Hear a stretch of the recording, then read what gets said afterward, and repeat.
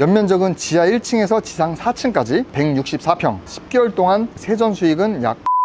이분은 전업 디벨로퍼가 아닌가 싶어요. 그리고 요거를 이제 매수하신 분은 그냥 개인으로 매수를 하셨더라고요. 수익형 건물, 에스테트 파킹용으로 하신 것 같습니다.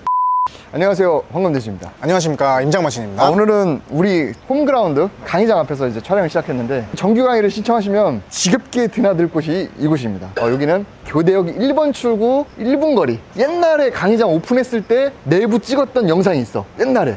그거 보시면 되고. 그래서 오늘은 저희가 그동안 강동구, 그다음에 강남, 성수 좀 핫플 위주로 했는데, 서초도 강남 3구 중에 하나잖아요. 그쵸. 서초 하면 방배동이나 이수, 뭐 사당 이쪽을 많이 보시는데, 교대역 이쪽도 은근 비싸요, 그죠? 네, 거의 강남 뭐 역삼동 정도 시세는 나간다, 그렇게 보면 되고, 이 서초구에서는 경부고속도로 우측에 반포동 또는 잠원동 이런 데가 시세가 좀 괜찮고 빌딩 투자하시는 분들이 많이 보는 곳이고요. 그 다음이 또 이 교대역 쪽입니다. 교대역을 기준으로 4개의 블럭이 나눠져 있어요. 그래서 그 블럭을 각각 다 가보고 분위기가 좀 어떻게 다르고 시세는 어떤지 한번 다뤄보도록 우리 하겠습니다. 임장 콘텐츠의 특징 자체가 역을 중심으로 4개 분면을 나눠서 이렇게 뜯어보는, 그게 좀 깔끔한 것 같아요. 그렇죠. 그러니까 용도 지역을 봤을 때는 교대역을 중심으로 한 이 대로가 무슨 대로요? 서초대로. 서초대로. 남북 측을 위주로 해서 이 서초대로를 따라서 일반 상업지가 분포가 되어 있고, 그 이면에 연한 데가 3종입니다. 3종. 근데 특이하게 이 대법원 쪽이 있는 이쪽은 전부 2종으로 돼 있어요. 그게 좀 특징이라고 볼 수 있고요. 1사분면은 위에 이제 삼풍 아파트가 있어요. 94년도인가? 삼풍백화점 이제 붕괴됐던 그 사고 현장이 여기 있죠.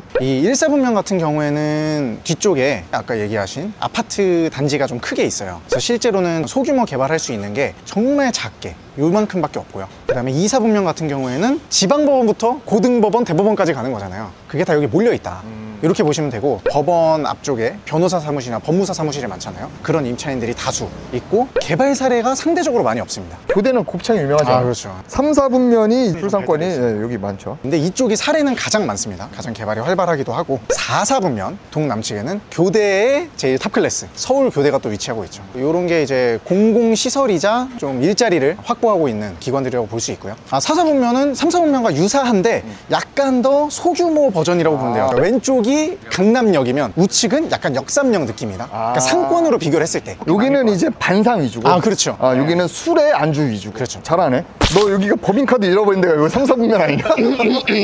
그래서 대략적인 분위기는 그렇고, 시세를 보면 일반 상업지역 기준으로는 신축 건물 같은 경우에 최근에 평당 4억까지 거래된 사례가 있고요. 신축 부지로 현재 나대지 매물도 나와 있고 한 게 있거든요. 그런 거는 최소 2억부터 나와 있습니다. 이제 3종 같은 경우에는 신축 건물이 1억 후반대까지 엑시트를 한 사례들이 있고요. 신축 부지는 1억 전후에 매물이 나오고 있습니다. 2종 일반 주거지역은 3, 4분면 이면의 일부만 있는데요. 거기는 아직 신축 건물 엑시트한 사례는 없고, 제가 찾았을 때는 신축 부지는 반포동, 잠원동이랑 비슷한 7, 8천만 원대 이렇게 형성이 돼 있다고 보시면 됩니다. 일단은 교대역 주변을 한 바퀴 한번 둘러보는 걸로 가겠습니다. 저희 강의장이 있는 곳이 이제 4, 4분면이잖아요. 이 4, 4분면이 아까 그냥 반상 위주의 상권이다라고 얘기를 그래서 딱 반점이 있구나. 그렇죠. 반상이 있자마자 반점이 있고요. 소궁동 뚝배기집이 딱 있죠. 그래서 여기는 휴게 음식점보다는 일반 음식점이 많은. 실제로 이렇게 건물들을 보시면 1층에만 주로 그런 밥집들이 있고, 2층부터는 사무실이거나 뭐 병원이거나 그런 상권이 자리를 잡고 있어요. 이 교대역 주변에 특징 중에 하나가 부동산 강사들이 또 많죠.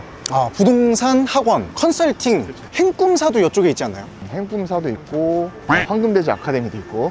자, 우리 오늘 첫 번째 다룰 사례가 요 옆 건물인데, 자, 요거는 이제 어플로라고 코리빙, 코워킹, 그리고 요새는 F&B까지 엮어서 공간 임대형 이제 건물에 비즈니스를 입혀서 사업을 하는 그런 업체 건물이고요. 제가 이거를 이 아이템 자체가 궁금해서 등기를 떼보니까 놀라운 게, 이게 이 회사 대표님 직접 소유한 건물이에요. 근데 그게 또 매입하신 게 아니고 증여를 받으셨더라고요. 그래서 어떻게 보면 이 사업의 출발점 자체가 이 건물을 받으면서 시작된 게 아닐까? 그런 생각이 들더라고요. 진위업은 모르겠지만 한번 사례를 간단히 해주시죠. 자, 뒤에 있는 건물은 일반 상업지역입니다. 여러분, 대지가 111평이고요. 연면적은 354평으로 지하 1층에서 지상 5층까지로 되어 있어요. 일반 상업지 치고는 그렇게 높지 않은 건물이죠. 이거는 그 유니온 플레이스의 대표라는 분이 증여를 받은 땅입니다.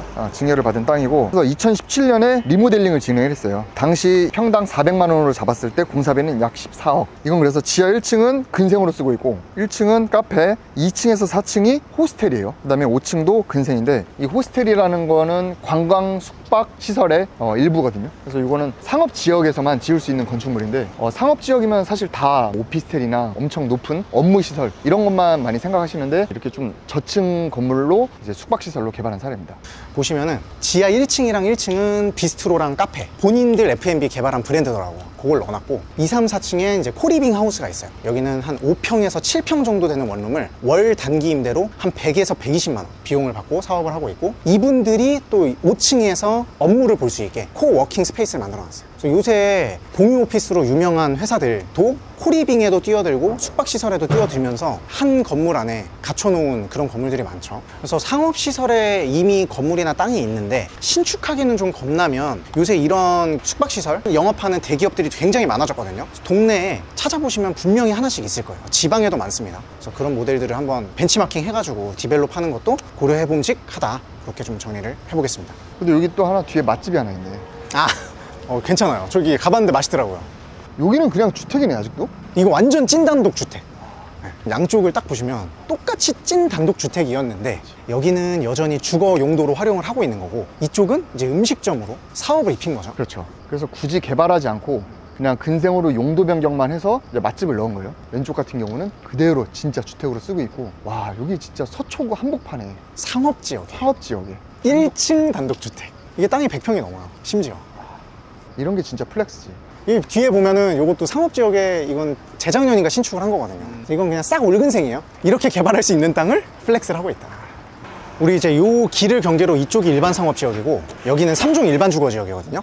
이쪽 건물이 지금 4개 필지예요. 딱 보시면 아까 그 찐 단독주택처럼 이렇게 개발을 안 한 단층 상가 오래된 구옥이 하나 있고, 나머지는 개발을 했죠. 이런 거 가지고 계신 분들이 나 이거 어떻게 개발해야 될지 모르겠다 라고 하면 바로 옆 필지를 보시면 됩니다. 저 옆 필지, 오른쪽 필지가 이제 작년에 개발한 건데 아파트로 개발을 했어요. 층수는 12층까지. 이 맨 왼쪽에 있는 건물은 올 근생 업무시설로 개발을 했어요. 요것도 12층. 그러니까 대략 그런 가이드를 잡고 개발을 좀 접근하시면 되지 않나. 아파트를 세입자로 들어가거나 아니면 분양금 받을 때 여러분들이 용도 지역을 알아야 되는데, 지금 여긴 상업지잖아요. 근데 보시면 여기 지금 우상겹집이 있어. 이거는 상업지인데 아직 개발을 안 한 거죠. 언젠가는 이렇게 개발이 된다면 옆건물처럼 올라가겠죠. 그러면 저 아파트 같은 경우에는 조망이 나오네? 하고서는 샀어. 근데 여기 이제 공사 시작하면 끝나는 거야. 콘크리트 뷰가 나오는 거죠. 그럼 저기처럼 그냥 마주치는 거지. 그래서 뭐 개발하는 입장에서는 수익만 생각하지만 또 이런 수요자 입장도 한 번씩은 생각을 해봐야 되지 않나.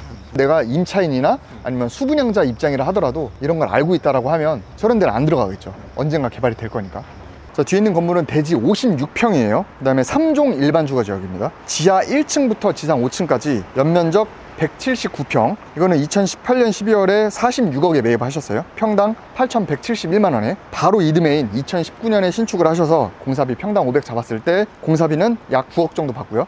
부대 비용 약 5억 정도 받습니다. 그러면 총 사업비는 60억인데 등기상 대출이 한 30억 정도 있습니다. 그러니까 내 돈은 30억 들고 이 사업을 했다. 그리고 나서 이제 2021년에 85억에 평당 1억 5천 정도에 매각을 하셨습니다. 2년 4개월간 예상 세전 수익은 25억. 수익률만 보면 그렇게 재미있진 않죠. 레버리지를 더 많이 쓰셨다면 수익률을 더 높게 가져갈 수 있었을 텐데, 그래도 좀 안전하게 가져가신 것 같고, 21년 4월이면 금리가 오르기 전이었으니까 그래서 좀 아쉽긴 하네요. 그쵸. 한 1년 정도만 더 버텼으면 한 최소 10억, 20억 이상은 더 높게 받았을 것 같은데, 그것도 있고 금리가 그렇게 높았던 시기는 아니었는데 보유하는 동안, 그래서 레버리지를 좀 더 썼어도 되지 않았을까. 이걸 매수하신 분은 의료기기 제조회사가 85억에 매수를 하셨는데 대출을 한 50억 받으셨네요. 실사용 목적으로 매수를 하신 것 같고요. 교대역 인근의 신축 사례에서 사실 통임대를 하고 있는 사례가 많지는 않아요. 약간 보기 드문 사례이기도 하고, 개발한 분이 엑시까지 잘 했기 때문에 준비를 한번 해봤습니다. 이 안쪽으로 들어가면 또 아파트가 은근히 있네. 네, 그렇게 대단지들은 없지만 뭐 100세대, 200세대, 300세대 정도 되는 그런 단지들이 중간중간 껴 있고요. 그래서 여기 서초만 오더라도 뭐 학교도 있고 법원도 있고 해서 딱 보면 오피스, 상권, 뭐 술 상권, 그 다음에 주택 전반적으로 다양하게 좀 섞여 있는 것 같아요. 그래서 뭐 내가 아기를 키운다거나 학군이 크게 뭐 중요하지 않다, 라고 하면 여기도 살기에는 나쁘진 않은 것 같아요. 맞아요. 여기도 보면 이렇게 리모델링 해가지고 위에는 오피스, 1층에는 일반적인 상가 임대를 놓은 그런 사례들도 있고요. 중간중간 아파트도 있지만 이렇게 빌라트도 있어요. 네. 연립이죠. 연립. 저건 아파트, 요거는 빌라트. 빌라와 아파트 사이에 있어서 빌라트. 지금 요 앞에 리모델링 현장이 있는데 요거는 특징이 일단 아파트 쪽에서 이렇게 내려오는 길 바로 맞은편에 있어서 가시성이 좀 좋은 편이고, 그 다음에 나름 3면도로를 접하고 있어요. 남도로, 동도로, 북도로까지. 그래서 그런 장점이 있는 토지인데 요거는 애초부터 근생 건물이었더라고요. 그거를 이제 매입을 하셔서 리모델링만 진행을 하고 이제 막 준공이 나서 뭐 임대를 맞추고 있는 것 같습니다. 자, 뒤에 있는 건물은 대지 62평 3종 일반 주거지역입니다. 연면적은 지하 1층에서 지상 6층까지 193평이고 2022년 6월에 74억 4천에 매입하셨어요. 평당 1억 2천입니다. 그 다음에 이거를 2023년에 리모델링을 했어요. 최근에 리모델링 한 걸 감안해서 평당 약 700만 원까지 잡았고요. 그러면 공사비는 약 13억 5천만 원, 그 다음에 부대 비용은 약 8억 정도 받습니다. 그러면 총 사업비는 96억. 요게 이제 신탁 대출이 되어 있어요. 우리가 신탁 원부를 안 떼봐서 채권액이 얼마인지 모르겠는데 그래도 한 60억 정도 대출을 받았다 가정하면 내 돈은 약 30에서 36억 정도 가지고 사업을 진행하신 것 같습니다. 여기 이제 현재 토지 추정가는 평당 1억이 좀 안 되는 58억 7천만 원 정도 되는데 통임대가 지금 4억에 3,500만 원에 나와 있어요. 그럼 평당 얼마야 이게? 한 17만 원 정도 됩니다. 사실 이 지역에서는 약간 비싼 편이긴 비싼 해요. 편이네. 그렇게 했을 때 이제 임대 수익률은 4.6% 이렇게 보고 있습니다. 3,500만 원이 진짜 나와준다면 매각을 했을 때 그래도 한 200억 좀 안 되게 팔릴 거예요 아마. 네. 그래서 제가 이거 공사비를 700을 잡은 게 사실 기존에도 근생 건물이어서 좀 많이 잡은 건가 싶을 수도 있는데 5층 보면 5층부터는 사실 건축물 면적이 더 적었던 것 같아요 애초에는. 근데 이렇게 더블 스킨 구조물 써가지고 베란다, 발코니 공간도 확보를 좀 했고 2층 같은 데도 베란다, 테라스 공간을 활용을 했죠. 그래서 뭐 그런 것들을 감안해서 조금 비용을 높게 잡은 건 있어요. 요거는 이제 그 유튜브를 운영하는 황 소장님이 이제 주택도 이제 케어하우스 이제 하는데 이제 요 근생도 더케어라는 브랜드로 시행을 하신 것 같습니다. 임장을 다니다 보니까 이쪽에 프로젝트를 굉장히 많이 하시는 것 같아요. 요 앞 건물도 지금 하나 또 매입을 하셨고 이 더케어 브랜드를 단 게 이쪽에만 한 4-5개 현장이 있더라고요. 뭐 그분이 맞다 틀리다는 모르겠는데 어쨌든 서초구가 그래도 개발하는 데 있어서 나름 매력적인 입지인 것 같아요. 강남보다 조금 비교적 저렴하면서도 입지적으로 볼 때 그렇게 밀리지도 않고. 일단 기본적으로 그리고 오피스 수요가 충분히 있는 지역이에요. 이 교대 역세권이. 또 좀 가보실까요? 아무튼 이쪽은 확실히 1층 상가는 중소규모 생활 밀착형 업종이 들어와 있고 2, 3층, 4층 정도는 주로 오피스가 임차해 있다. 근데 통임대보다는 구분임대가 많다. 그렇게 보시면 될 것 같습니다. 실제로 우리도 그 중에 하나죠. 그쵸. 교대역은 거의 직원 10명 내외의 그런 규모의 임차인들이 많은 것 같아요. 뒤에 있는 여기 포케 올데이. 포케 올데이 한번 먹어봤는데 개 비싸고 가성비 X나 낮아. 근데 요즘 내가 헬스 하잖아? 한번 다시 와보려고.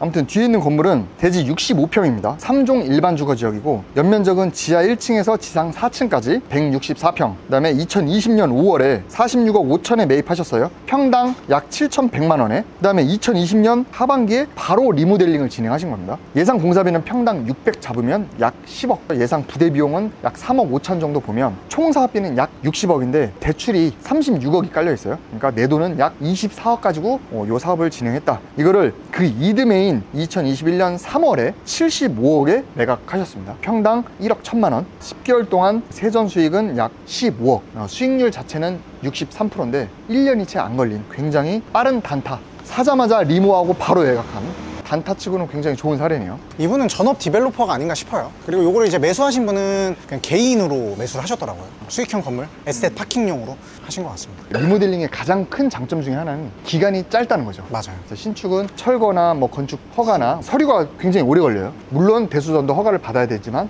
신축 대비해서는 기간이 짧다 보니까 뭐 수익이 좀 적더라도 기간 대비 수익률을 따졌을 때 나쁘지 않을 수 있다. 특히 리모델링으로 접근을 하실 때는 기존 건물이 근생이면 더 유리합니다. 허가 단위로 안 갈 수 있고 그냥 신고만 하고 외장 익스테리어만 좀 변경하는 그런 수준의 공사가 될 수도 있기 때문에 그런 걸 좀 보시는 것도 도움이 되실 겁니다. 다만 기존의 노후주택인데 새로운 근생으로 용도 변경 플러스 대수전을 한다라고 했을 때는 좀 법적인 것도 좀 미리 검토를 하시고 매입을 하셔야 돼요. 이제 3, 4분면으로 한번 나가보시죠. 그 법인카드 찾으러 가는 거야?